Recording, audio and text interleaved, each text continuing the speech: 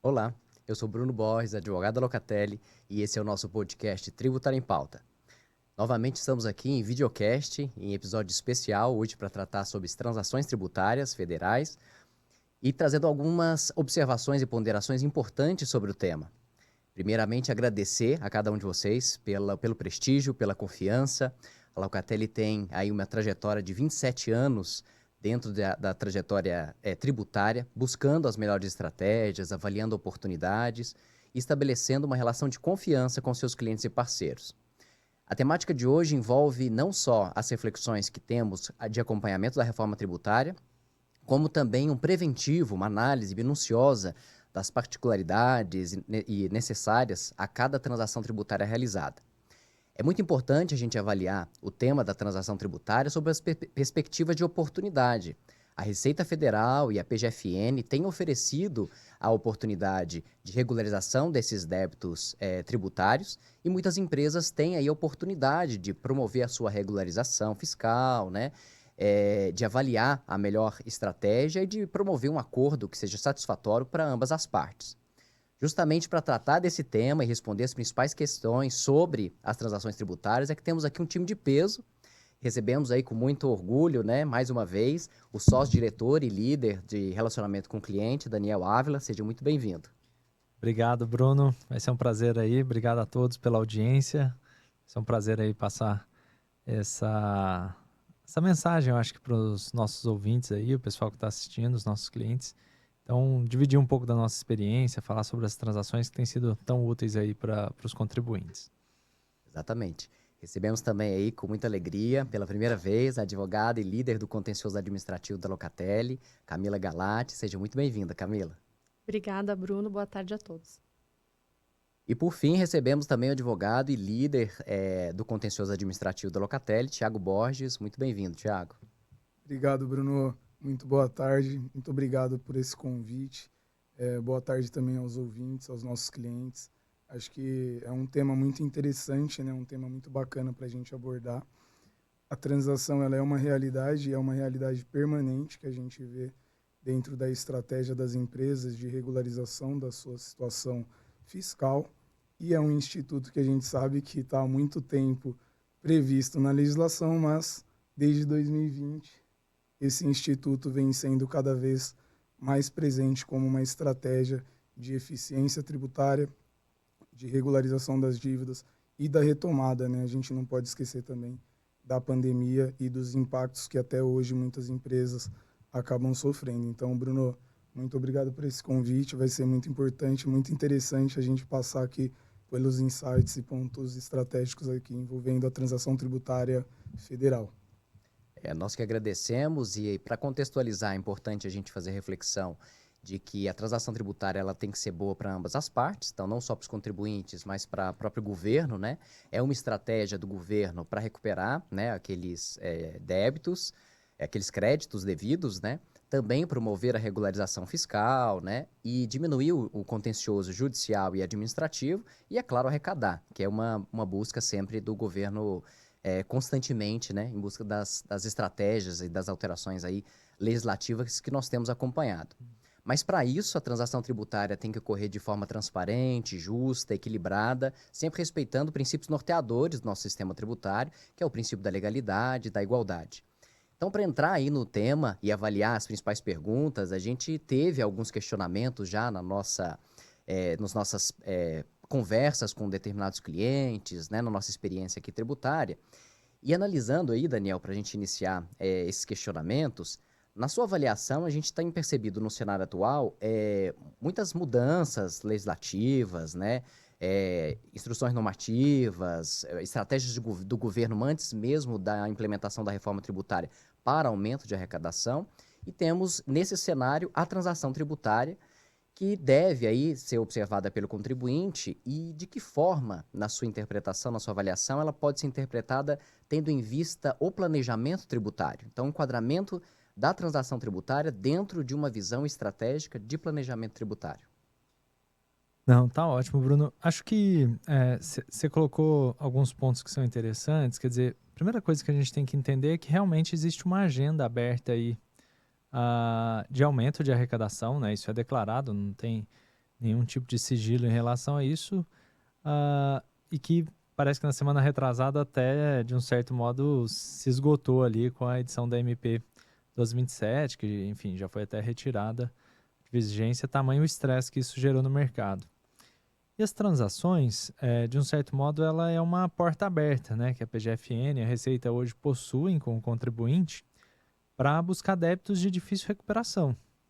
Tanto é que até existe um incentivo um pouco diferente de uma negociação normal de um débito, né? Se uma pessoa física ou uma empresa ou um governo ele tem uma dívida, em geral, quanto melhor a capacidade de pagamento dele, menor os juros que ele paga. Na transação é um pouco inverso, quer dizer, quanto mais improvável de receber, mais disposto eu estou a te conceder um desconto, a usar créditos, por exemplo, de prejuízo fiscal, a parcelar esses valores. Então, é uma visão de arrecadação por parte do governo federal, enfim, da PGFN, Receita e Secretaria de Fazenda Estadual e Municipal também. Mas eu acho que, sob o ponto de vista das empresas, é uma oportunidade dela se regularizar, né? Tem vários desafios de você fazer a gestão financeira de uma empresa sem uma CND ou com débitos em abertos, quer dizer, você tem muito mais restrição de crédito, você tem muito mais restrição em relação a clientes e fornecedores. Quer dizer, o custo operacional teu fica muito mais difícil. Então, a empresa que já está fragilizada, se ela, de um certo modo, tiver débitos em abertos tributários, isso reforça essa fragilização dela. E as transações, de um certo modo, elas saneiam essa situação, porque ela permite que o contribuinte regularize esses débitos, né, estruture a dívida dele, organize as parcelas dela, expõe essas condições para a PGFN ou para a Receita e consiga condições melhores de seguir sua vida, né? Porque, do seu ponto de vista também do governo, eles precisam das empresas ativas, vivas. Então, é algo que a gente vê de forma muito positiva, mas está dentro do contexto que você colocou, né? Já dentro dessa estratégia, essa agenda de aumento de arrecadação. Perfeito. Eu acho que a gente tem muitas reflexões a serem feitas também pelas empresas pelo atual cenário, né? A gente está num processo de acomodação das reformas, muitas incertezas, 2 sistemas que vão coabitar por um período, e se ela ainda tem débitos, né, essa situação se agrava, e por isso a importância desse compliance tributário, né, dessa estruturação antes de um cenário de acomodação. E Camila, te agradecendo novamente aí a sua participação e a sua presença, a gente tem recebido alguns questionamentos também sobre quais os principais pontos que devem ser avaliados para as empresas, contribuintes que têm débitos, que querem transacionar, para que elas tenham uma transação compatível com a sua realidade e com a sua capacidade de pagamento. Quais seriam esses pontos que elas têm que observar? Tá certo, então. Bom, vamos lá, Bruno. A primeira questão que a empresa precisa verificar é quais são os débitos, fazer uma avaliação ali dos débitos tributários federais que ela possui, porque na modalidade de transação individual, né, que ela é proposta pelo próprio devedor, a gente tem as seguintes situações. Ela pode ser proposta por contribuintes que tenham débitos em contencioso administrativo fiscal ou débitos inscritos em dívida ativa em valor superior a 10 milhões. Empresas que tenham débitos de FGTS em valor superior a 1 milhão, ou empresas em recuperação judicial, extrajudicial, liquidação judicial, extrajudicial, tá? Empresas que tenham débitos em valor entre R$1 milhão e R$10 milhões, elas podem propor uma transação simplificada, tá? Essa transação simplificada, de certa forma, ela tem requisitos um pouco mais flexíveis, sendo que nessa modalidade se espera, né, pelo menos é aquilo que a lei prevê, que a Receita Federal ou a Procuradoria sempre deve fazer uma contraproposta para esse contribuinte. E empresas que tenham débitos em valor inferior a R$1 milhão, aí ela precisa aguardar uma transação por edital, né? A transação por edital, que é a transação que eles chamam de transação por adesão, ela não vai avaliar, de certa forma, ali a capacidade do contribuinte, né? Que esse é um dos requisitos que a Receita Federal e a Procuradoria, elas avaliam para conceder os descontos ali previstos na legislação. Então, quando a gente trata de transação individual, ou a individual comum ou a simplificada, a gente avalia junto com a empresa e com a procuradoria uma forma de a empresa conseguir quitar esses débitos, utilizando aí todos os benefícios, que depois o Thiago vai falar quais são, e montar um cronograma que seja flexível, que seja exatamente aquilo que você falou, bom para ambos os lados, né? Que não sobrecarregue a empresa financeiramente, que ela consiga colocar ali as suas contas, os seus caixas em dia, e paralelamente também atenda aquilo que o governo pretende, que é a arrecadação. Nessa questão da transação ainda individual, é muito importante a gente ter em mente a questão do grau de recuperabilidade da dívida, que ele é oferido por meio da capacidade de pagamento. Então, em síntese, né, quanto maior a capacidade de pagamento ali do contribuinte, menor os descontos que ele vai conseguir obter. Mais para frente, eu acredito que a gente vai retornar aí a esse ponto, mas em síntese é isso. Perfeito, Camila. Pegando esse gancho aí das vantagens, né, passando aqui também para o Thiago, com a sua experiência nas conduções de importantes transações tributárias, quais seriam as vantagens que podem ser alcançadas por essas empresas para melhoria das condições de pagamento, para efetivo cumprimento? Porque também não resolve ela transacionar e essa transação ser incompatível com a realidade dela, né? Quais são essas vantagens que podem ser alcançadas pelos contribuintes na transação? Bom, Bruno, esse é um ponto muito importante, muito legal da gente tratar, né? E aí, até um passo atrás, o que é a transação, né? Poxa, a transação, como eu falei, além dessa questão que o Daniel tratou, que é muito importante, de uma oportunidade de gestão, né, daquele passivo tributário, a transação, ela, para o contribuinte, ela é a possibilidade real de negociação, de flexibilização, de concessões mútuas com a PGFN ou com a Receita, dentro das modalidades que a Camila acabou de tratar, então, objetivando sempre uma regularização. Então, o que é essa concessão mútua, né? Quais são os benefícios, as principais vantagens de uma transação? E aí a gente, no dia a dia, a gente se depara com várias delas e é muito importante no cenário. Porque qual que é o cenário que a gente vê hoje que o Brasil vive, né? Um cenário dificultoso, diferente de muitos países que têm uma taxa de crescimento sustentada alta. O Brasil vive uma dificuldade econômica de PIB, IPCA, a gente vê uma realidade econômica frágil. Então, a gente percebe no governo uma ânsia arrecadatória.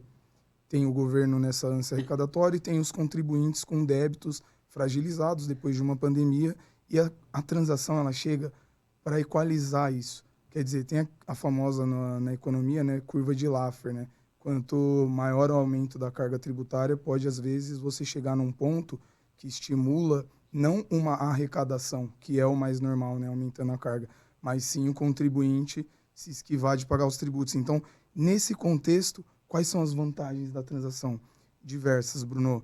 A transação ela chega para flexibilizar essa relação entre fisco e contribuintes, e aí um dos principais benefícios que a gente vê é a questão de você poder ter descontos nas multas, nos juros, nos encargos legais, de até 65% do valor do débito. É um desconto considerável. E aí a Camila citou um ponto super importante, que é a questão da capacidade de pagamento do contribuinte. A legislação não deixa claro que é só o contribuinte que tem o rating, uma classificação C ou D, quer dizer, os créditos de difícil recuperação irrecuperáveis, não só esses conseguem desconto, mas os outros contribuintes também, desde que eles comprovem a situação econômica efetiva dele, eles podem conseguir descontos de até 65%. E aí, conforme aquela capacidade de pagamento, que muitas vezes ela é aferida automaticamente pela Receita ou pela PGFN, e aí entra o trabalho em conjunto do advogado para tentar, às vezes, até revisar isso. Mas, além desses benefícios, tem vários outros, né? A transação, ela possibilita, olha que interessante, é um instituto que viabiliza a extinção do crédito tributário, mas que ela possibilita um parcelamento, que é uma das hipóteses de suspensão, mas dentro da transação, você pode ter um parcelamento de até 120 vezes dos débitos. E aí você pode transacionar os débitos não previdenciários, o parcelamento até 60 vezes, até por vedação constitucional, previsões legais no sentido de que os previdenciários não podem ultrapassar 60 meses, e os débitos não previdenciários tributários podem ser alongados aí num parcelamento de até 120 vezes. Quer dizer, muito interessante. Outra questão, outro ponto aqui que até anotei para falar com você, Bruno, sobre as vantagens, é a possibilidade de utilizar, que o Daniel falou, prejuízo fiscal e base negativa de CSLL.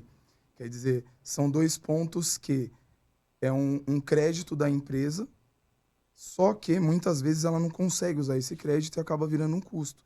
E aí, para o governo arrecadar e para o contribuinte dar vazão a esse crédito, você pode utilizar esse crédito. E aí eu vou citar um exemplo aqui, um caso hipotético. Vamos supor que a gente tem um caso ali de 20 milhões de débitos inscrito em dívida ativa. Eu transaciono ele, conseguindo ali 50% de desconto. Um contribuinte ali com rating possivelmente C. Eu consegui reduzir esses 20 milhões para 10 milhões. E o prejuízo fiscal e base negativa, que podem ser utilizados na transação individual, que é o que a Camila falou, os débitos acima de 10 milhões, né?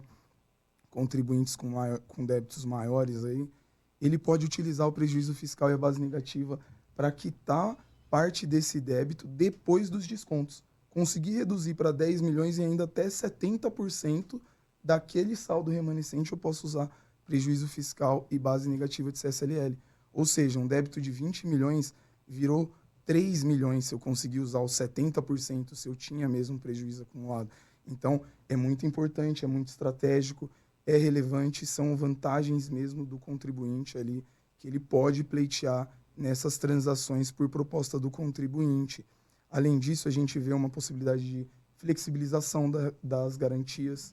Muitas vezes a PGFN, inclusive na portaria da PGFN, tem previsão de o contribuinte apresentar garantia, mas também tem a discricionariedade de a PGFN ou de a Receita, né? Quando eu digo PGFN, até para os ouvintes, a Procuradoria, né, Geral da Fazenda Nacional, elas possibilitam, então, a flexibilização das garantias.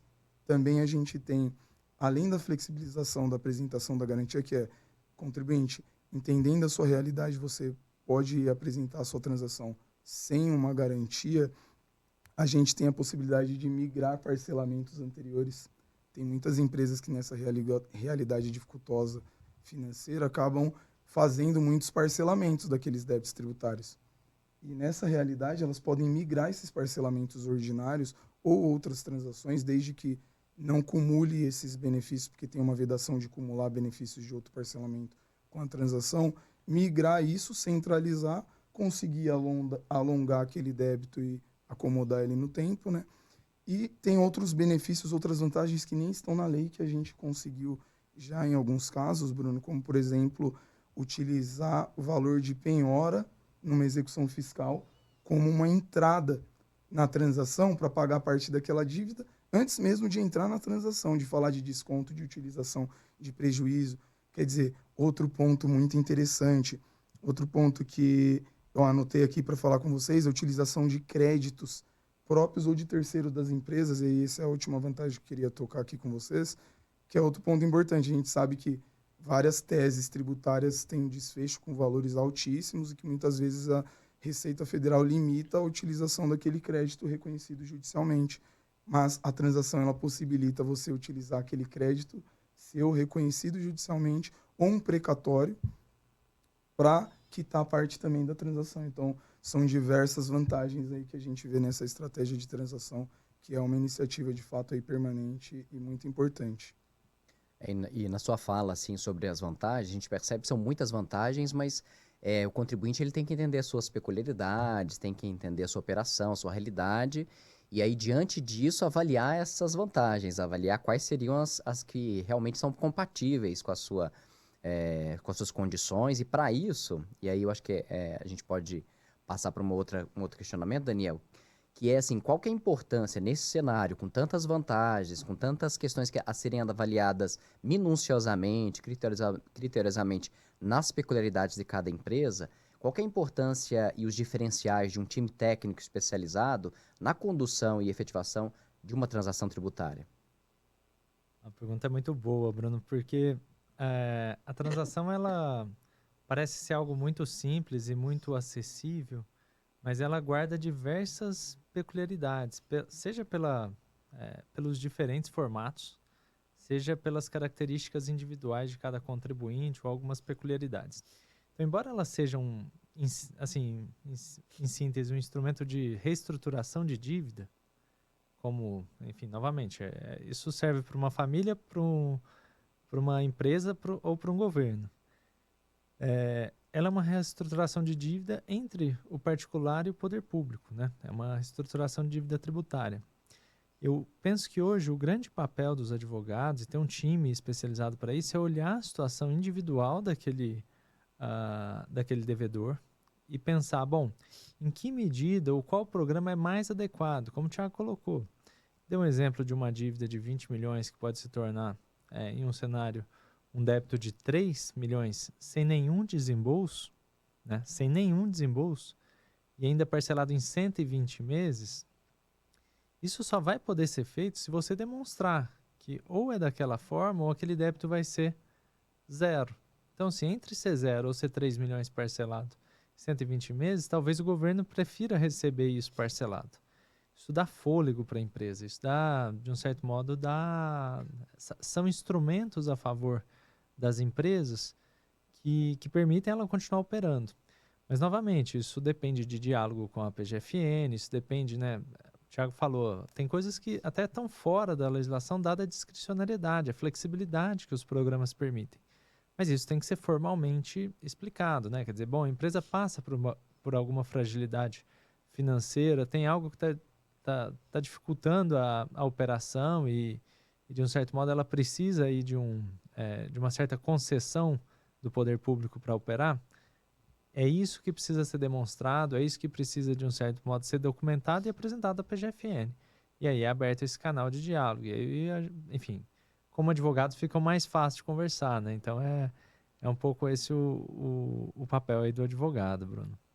É isso, eu tocou num ponto que eu acho que é importante, até a Camila tinha mencionado a questão, por exemplo, a gente tem que avaliar sempre a peculiaridade daquela empresa, mas também numa visão bem ampla desse ecossistema, avaliando pontos específicos, por exemplo, da realidade dela. Às vezes, a empresa ela quer transacionar, ela vai lá e preenche os requisitos, junta aqueles documentos, mas será que esses documentos foram juntados comprovam efetivamente a realidade da empresa? Será que é isso mesmo? Ela pode, através de um diálogo, aí entra a questão do próprio direito, porque a gente está falando aqui de uma interpretação.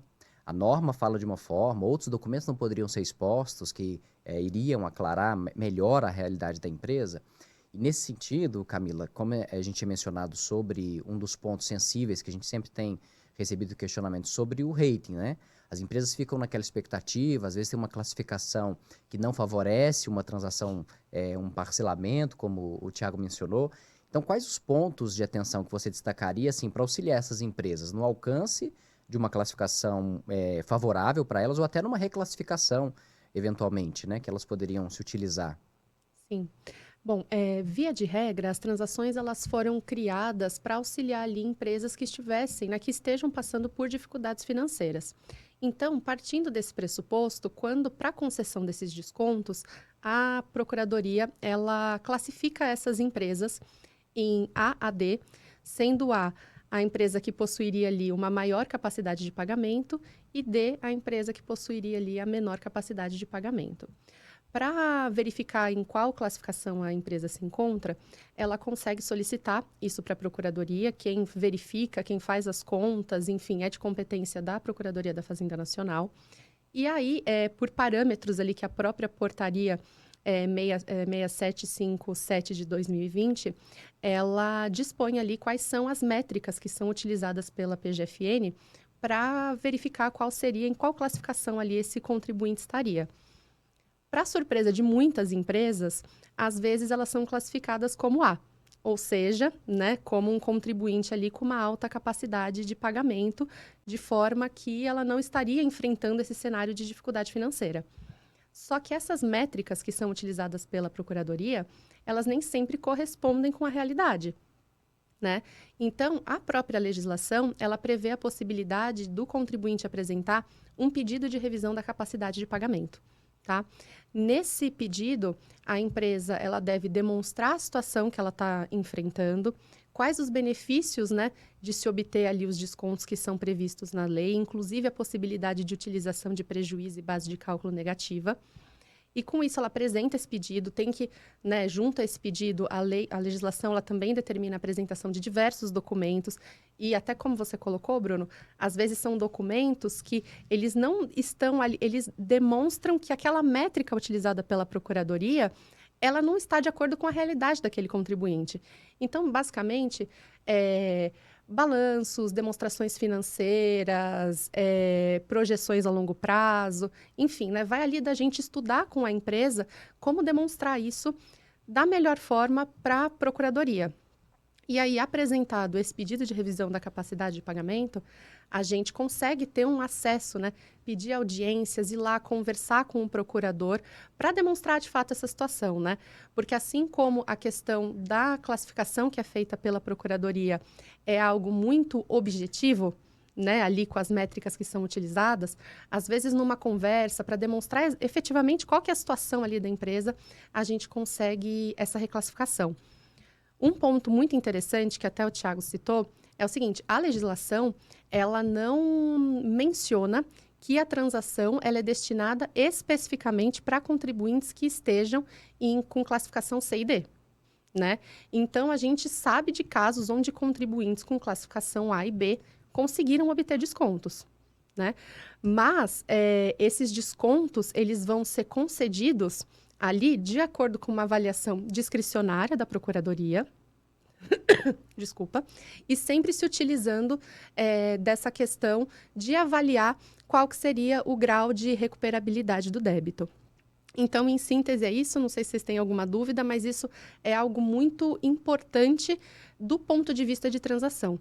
A gente avaliar qual que é a classificação ali da empresa e ter em mente que, se a gente fizer um bom trabalho, a gente consegue, sim, obter uma reclassificação.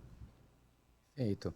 E eu acho que é importante, assim, quando a gente fala em transação, e o Daniel tinha mencionado isso, nós estamos falando de uma negociação e renegociação, né? Então, é um processo dialógico, de demonstração, de convencimento, de interpretação, e por isso é muito importante, como a gente mencionou, o time especializado que avalia essa situação para a empresa.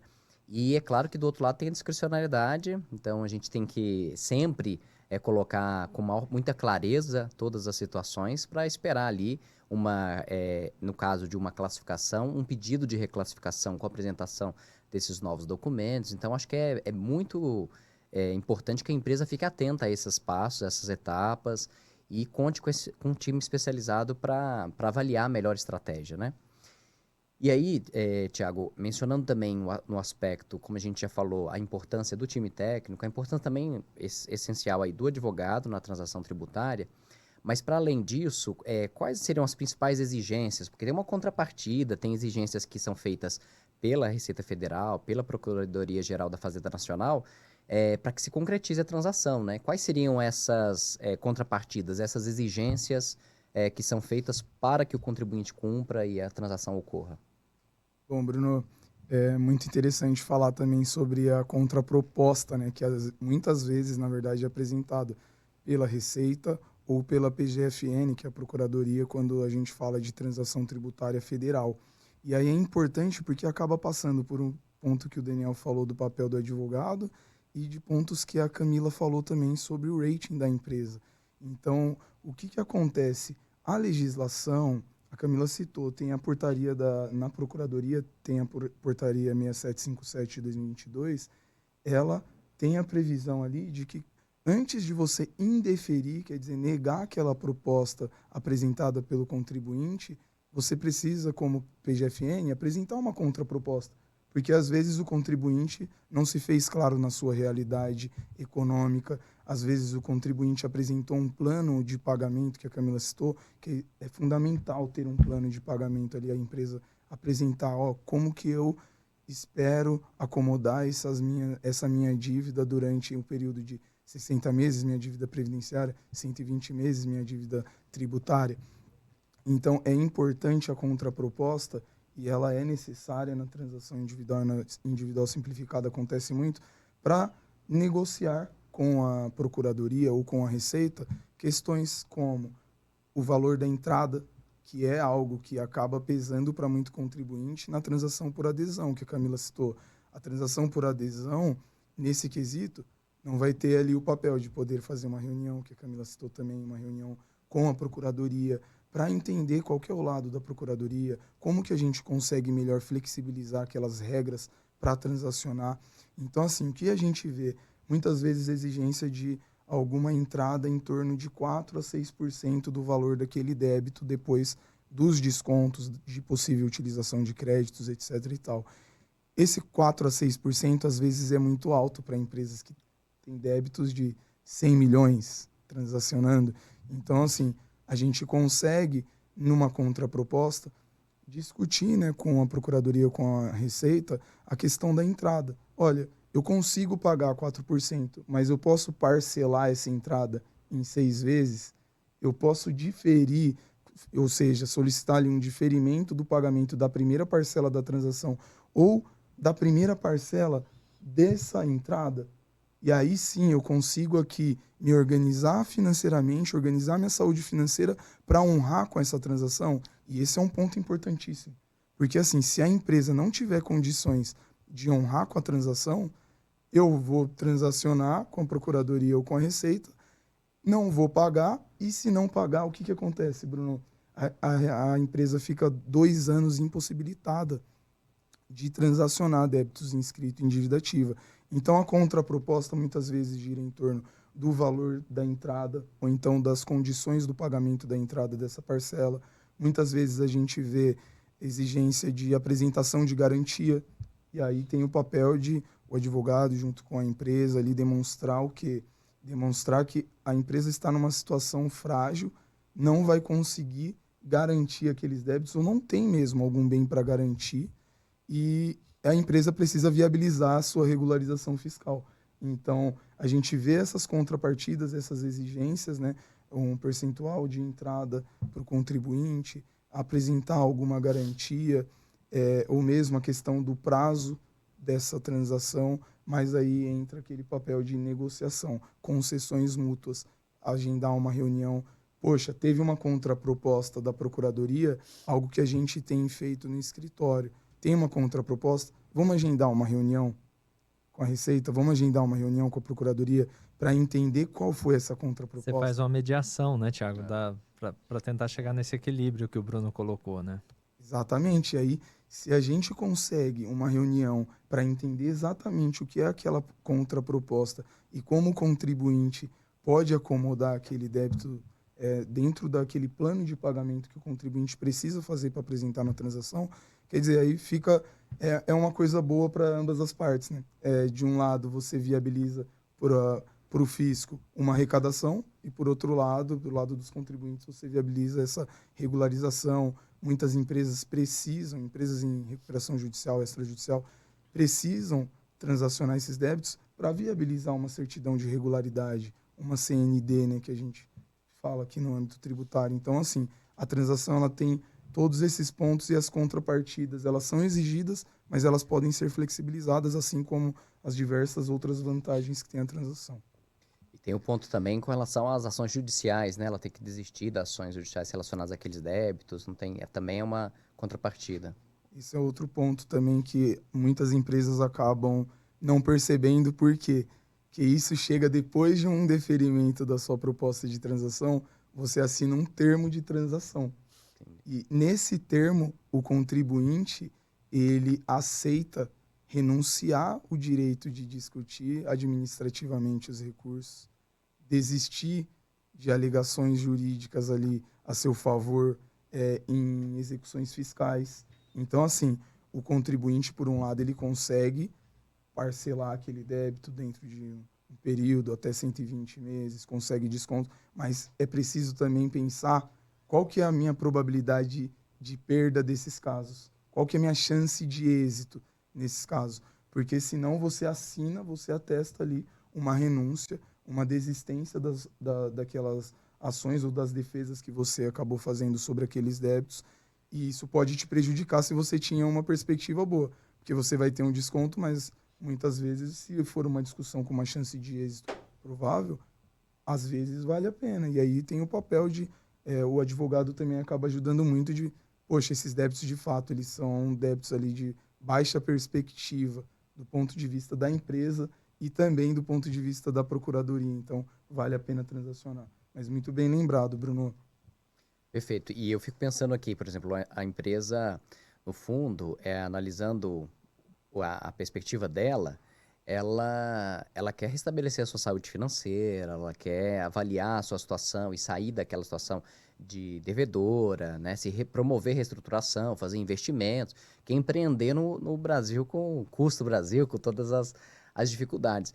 E aí eu fico pensando assim, nessas empresas que estão vendo aí a reforma tributária, a acomodação da reforma, inúmeras interrogações, e aí tem a oportunidade da transação, mas também com interrogações de como avaliar esse caso, existe, assim, algum, digamos, um prazo? Iniciamos uma transação hoje, uma negociação e tal. Existe um prazo médio ou não? Isso vai ser avaliado a caso? Tem alguma perspectiva, assim, principalmente para essas empresas que falam, olha, eu preciso resolver essa situação quanto antes? Olha, Bruno, da experiência que eu tenho aqui, a Camila pode até corroborar também algumas transações que a gente já pegou, né? E que depende muito do caso concreto. Porque como tem essa flexibilidade, principalmente falando, né, de transação individual e individual simplificada, como tem essa possibilidade de reuniões, contraproposta, aí você apresenta uma resposta para contraproposta, abre outro prazo. Então, assim, depende muito. A gente já viu transação andar em 3 meses, sair uma resposta. A gente já viu transação que dura, às vezes, mais de ano. Depende muito. Mas uma coisa é certa, a transação individual simplificada, que é aquela para débitos de 1 milhão a 10 milhões, né, Camila? Essa transação, ela é mais célere, ela é mais rápida. Então, ela costuma ser resolvida ali dentro de aproximadamente meio ano. Ter uma resposta, o contribuinte muitas vezes tem uma resposta muito mais rápida. Se você tem toda a documentação que prova a sua situação, acaba saindo ali um despacho, às vezes, em menos de um mês. Então, depende muito do caso concreto. Tem contribuinte com muita peculiaridade, tem contribuinte que tem uma situação econômica que é muito latente, assim, então não tem para onde fugir. E aquilo ali é muito rapidamente percebido, né? Só complementando a fala do Tiago, na verdade, o que acontece é o seguinte, a legislação ela não prevê um prazo. Né? Não existe um prazo fixo ali previsto pela legislação para deferimento da capacidade de pagamento ou para deferimento da própria transação. Mas o que a gente tem visto é que, até por conta do viés arrecadatório do governo, essas transações têm andado muito mais rápido do que no passado. E também tem a questão, né, nós, assim, como um corpo jurídico de advogados, a gente consegue ter um acesso mais fácil lá à procuradoria, agendar reuniões, mostrar a dificuldade que aquele contribuinte está enfrentando. E acho que até por meio dessa proatividade, dessa questão do contato com a procuradoria, a gente consegue fazer com que essas transações, elas andem mais rápido e consigam atender às expectativas do contribuinte, né? Porque a gente sabe que nesse período aí de pedido de transação, o contribuinte pode ter a CND dele vencida, podem ter diversas ali situações peculiares que eventualmente atrapalhem, né, o andamento ali das operações da empresa. Então, justamente por isso é que é importante adotar essa conduta bastante proativa, né, de estar sempre ali próximo à procuradoria, estar acompanhando os processos, porque apesar de não ter nada previsto na legislação, a gente consegue sim tentar pelo menos dar um andamento mais célere para esses pedidos, de acordo ali com a expectativa daquilo que o contribuinte ele necessita. Perfeito. E a gente já está caminhando aqui, né, pro final, passa muito rápido, a gente tem aí também muitos pontos que a gente às vezes não consegue capturar neste momento.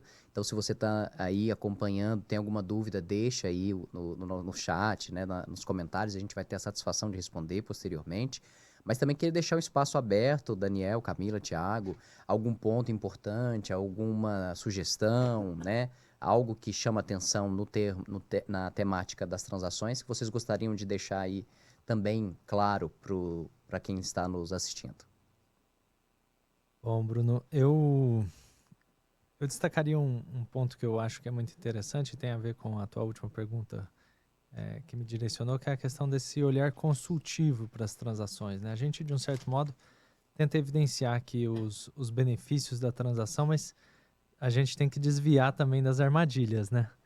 Então, muitos programas de transação que são lançados, as transações por edital, elas visam a resolver questões que são controversas. Então, quando a gente olha, por exemplo, para o tema de subvenções, ele é uma questão controvertida, né, há muitos anos, e provavelmente essa controvérsia ela vai se estender por muitos anos ainda, dada essa alteração de legislação recente.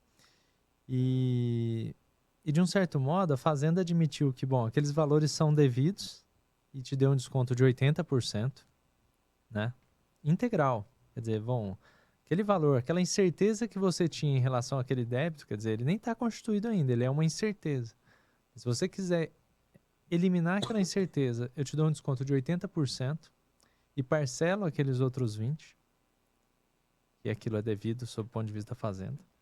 Só que você tem que renunciar ao direito de discutir a tributação pela legislação nova. Quer dizer, ela tem um viés inconstitucional, né? É algo que, para nós, assim, analisando tecnicamente, você fala, bom, parece interessante, mas tem alguns pontos que nos incomodam, assim, ou seriam passíveis de questionamento. Então, esse eu acho que é algo que a gente tem que ter um olhar muito clínico, individualizado. Ela, de fato, tem várias, né, o programa transação, de uma forma geral, ele tem vários méritos, mas eles têm que ser analisados de uma forma muito criteriosa, né? Ele não pode simplesmente fazer por impulso, ele tem que ter um filtro técnico ali, um olhar especializado para viabilizar que isso realmente seja um benefício para a empresa e que seja compatível também com as regras e o que foi determinado pelo governo dentro daquele programa. Então, era essa consideração. Eu acho que os contribuintes têm que olhar para isso com especial atenção, porque pode ser estrategicamente muito importante, mas tem que contar realmente com uma avaliação muito criteriosa. Era isso, Bruno. Perfeito. Bruno, olha que interessante, né, o que o Daniel está falando sobre o papel consultivo do advogado ou do time fiscal, jurídico ali das empresas quando se trata de um assunto da transação. É uma iniciativa que a gente sabe, permanente, chegou para ficar, foi regulamentado lá em 2020, está lá no CTN, já no Código Tributário há muitos anos, foi regulamentada pela PGFN, né, pela Procuradoria em 2022, muito recentemente. Só que o que a gente percebe é muito importante a gente traçar cenários, avaliar cenário, estrategicamente falando. Meus débitos são elegíveis? Não são elegíveis porque ainda não foram inscritos em dívida ativa, mas está naquele limbo que acabou o contencioso administrativo tributário. O que eu faço? É preciso analisar com carinho. Eu tenho chance de êxito? Tem alguma inclinação favorável ou desfavorável no judiciário sobre esse tema? Qual que é o posicionamento do CARF no administrativo federal, né? Qual que é o posicionamento do STJ, do STF sobre esse tema? Quer dizer, por quê? Porque se eu avalio esse cenário, esse contexto todo, eu transaciono com maior segurança. Então, eu traço um cenário, eu vejo as estratégias, eu verifico se meu débito ele é elegível e qual que é a melhor modalidade de transação. O Daniel falou da transação por adesão. Muitas vezes ela é temática, né? Tem a transação por adesão, já teve de temas como ágil, já teve agora, muito recentemente, o tema das subvenções. Mas será que para aquela empresa, que agora é um débito, mas será que aquela empresa tinha alguma ação com alguma decisão favorável sobre o tema? Tinha posicionamento, até pouco tempo atrás, muito favorável no âmbito do STJ a respeito de crédito presumido, falando desse tema de subvenções. Então, essa análise minuciosa ela é muito importante. É importante você estar dizendo, né, Thiago, que a questão da avaliação do risco temático, né? Quer dizer, bom, eu tenho uma probabilidade boa de êxito, não faz sentido eu transacionar. Agora, se a minha expectativa é muito baixa, os precedentes, de um certo modo, me desfavorecem, aquilo vai se tornar um passivo tributário, né, em pouco tempo, às vezes aderir a uma transação faz sentido. É claro que a gente tem que mensurar o que a gente está abrindo mão também, né, Thiago? Então, é com muito cuidado, com muita atenção que essas avaliações precisam ser feitas. Então, sempre tem alguma contrapartida, alguma armadilha que a gente pode cair, de um certo modo, o nosso papel é evitar esses erros, Bruno. Perfeito. Tem alguma consideração, Camila? Não, por hora é só, Bruno. Perfeito. Então, deixo aí a palavra aberta para que vocês tenham suas considerações finais aí para o nosso público, né? Fiquem à vontade. Bom, pessoal, só agradecer mesmo o convite. Bruno, é muito legal poder falar sobre a transação. É uma nova estratégia, né? Quer dizer, isso que o Daniel estava falando agora. A gente chega com uma nova oportunidade, uma nova realidade. Então, dentro desse contexto de ânsia arrecadatória do governo, muitas empresas passando por dificuldade, existe a transação, é uma realidade muito bacana de negociar, né? De ter tratativas ali, essa abertura com a Procuradoria, com a Receita. Mas dentro disso, é sempre importante avaliar criteriosamente para verificar se aquele débito ele deve ser mesmo transacionado, verificar o cenário da empresa, para que tenha a segurança, né? A segurança jurídica para que eu alcance a minha saúde financeira. Eu acho que essa é a mensagem. Agradecer pela participação. Perfeito. Bruno, muito obrigada. Só um último ponto. Para os contribuintes sempre lembrarem que hoje em dia eles não precisam mais esperar por um programa de anistia para negociar seus débitos, né, para quitação dos seus débitos com benefício. Hoje a gente tem aí esse Instituto da Transação, que eu acredito que ele veio para ficar, e com isso, né, o contribuinte, não só aquele que está passando por um momento muito difícil de dificuldade financeira, mas aquele que tenha débitos e deseja, né, quitar esse seu passivo fiscal, se valendo desses benefícios previstos pela legislação, a transação está aí e com certeza veio para ajudar. Obrigada, Bruno. Nada. Consideração que eu faria, Bruno, é um pouco na linha da Camila aí, de que, bom, é um programa que está permanentemente aberto, né? A gente, de um certo modo, precisa acomodar a situação de cada empresa individualmente dentro dos respectivos programas. E, novamente, veio para ficar. Para os contribuintes, eu faria a seguinte reflexão, quer dizer, como que eu elimino uma incerteza, como eu elimino um risco, como eu afasto um problema que está me atrapalhando aqui na minha gestão. Eu acho que as transações elas têm que ser olhadas sob essa perspectiva, né? Como que eu reduzo ou mitigo um problema que atrapalha o meu operacional? E é um problema fiscal tributário, né? Então, acho que ela pode responder a várias dessas questões. Bom, já a gente está concluindo aqui já o programa, né, Bruno? Eu acho que agradecer a toda a audiência, todo mundo que nos assistiu aqui. Acho que esse é um formato muito bom de comunicação, né? A gente precisa apostar nesses formatos, transformar temas que são tão áridos, né?